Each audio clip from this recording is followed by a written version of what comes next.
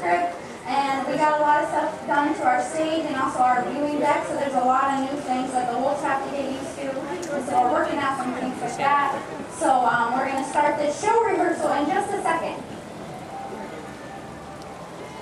I didn't get hardly made. Wow, that's good.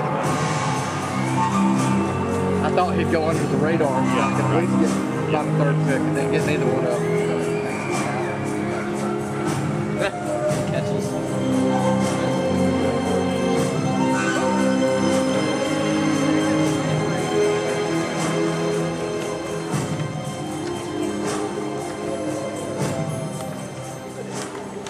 You see before you the ancestor of all domestic dogs.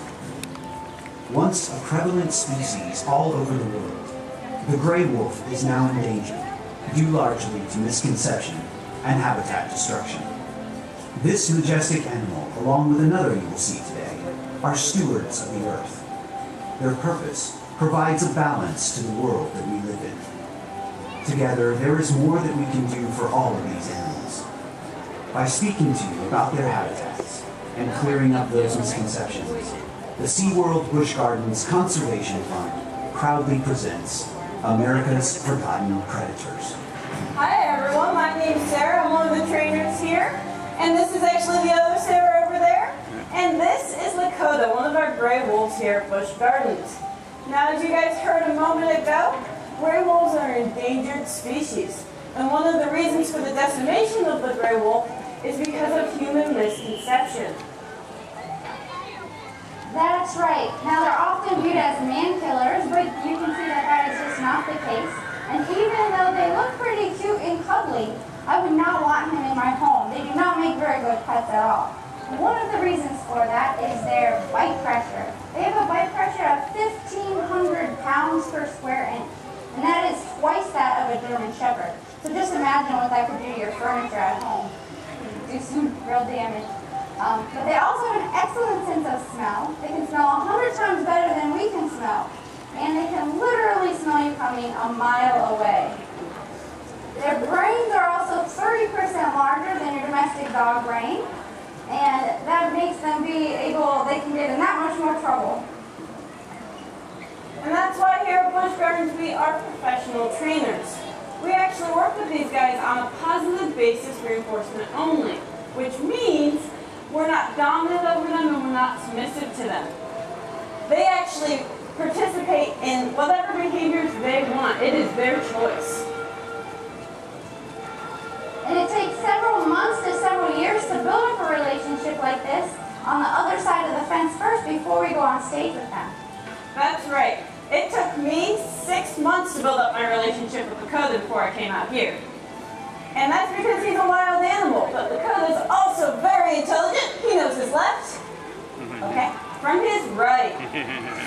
And this is a very important husbandry behavior. It actually helps out in his care. I can touch him from his ears all the way down to his tail, and he's completely comfortable with that. He actually helps out in his own medical care. All right, now wolves communicate through vocalization, much like we talk to each other. And they also use scent marking, like a perfume, and they use body language to communicate. Sounds like a little like us going out on the town. But they also, speaking of scents, he's going in the pool there getting a little wet. Have you ever smelled your dog when they got wet? Well, wolves don't smell when they get wet, so that the prey can't smell them coming. So I wish my dog was like that. Lakota. Now they also eat, in the wild they can eat 20 pounds or more in one sitting and go 2 weeks or more without eating anything at all. So it's kind of a feast and famine kind of diet. Alright, well Lakota did a great job out here and we're going to thank him, but instead of applause, we're going to give him a nice big howl. So when I send it, alright, go ahead and give him a big howl.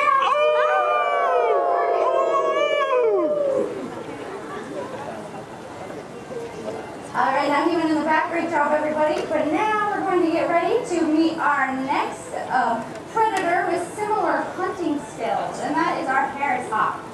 So she's coming out here right there. That is Diane, our Harris hawk. Wow. Now these birds are known for their hunting skills. They actually hunt in a pack just like our gray wolves. This is why they are known as wolves of the air. They also have extremely keen vision and a wingspan of about 3.5 feet long. And they only weigh about 1.5 to 2.5 pounds. So very light birds. Now they prey on smaller mammals, but they use the abilities of the pack to take down larger prey like jackrabbits.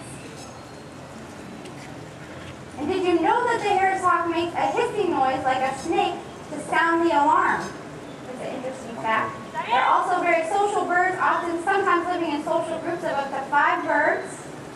But unlike the gray wolves where the alpha male controls the pack, it's the alpha female in their pack that controls the pack. They participate in cooperative breeding where they all help out with feeding and incubation and also building and protecting the nest. All right, so how about a big round of applause for our Harris hawk, Diane. Now, how many of you are trying to help the ecosystem by going green? Yeah, well that's good. Well, wolves are always green. They complete the circle. They will prey on the weaker animals in a herd, and that makes herds stronger.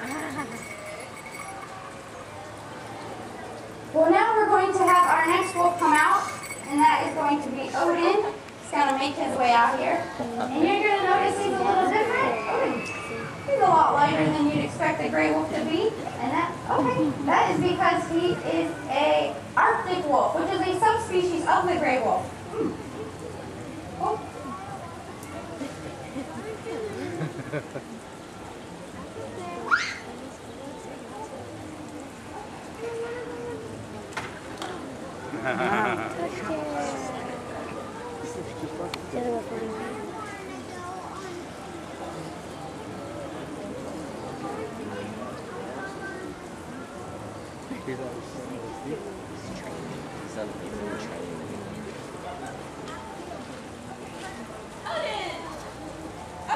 Alright, now Odin's going to show some stuff off for us here. They're very athletic animals. They can leap 16 feet across objects. Let's see if you can make it over these logs. Pretty easy for Odin. There's a hop over those logs.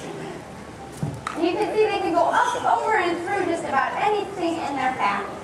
With those long legs, large paws, and narrow bodies. Okay. Oh. They can also jump 7 to 9 feet straight up in the air from a standstill. Okay. Just like that. It's really easy for Odin. Yeah, if you like what Odin's doing, you can give him a big howl. Excellent. All right. Well, now, this has been Odin. Well, we are going to bring out Seiko to join him. And this is one of your Busch Gardens packs. Seiko and Odin.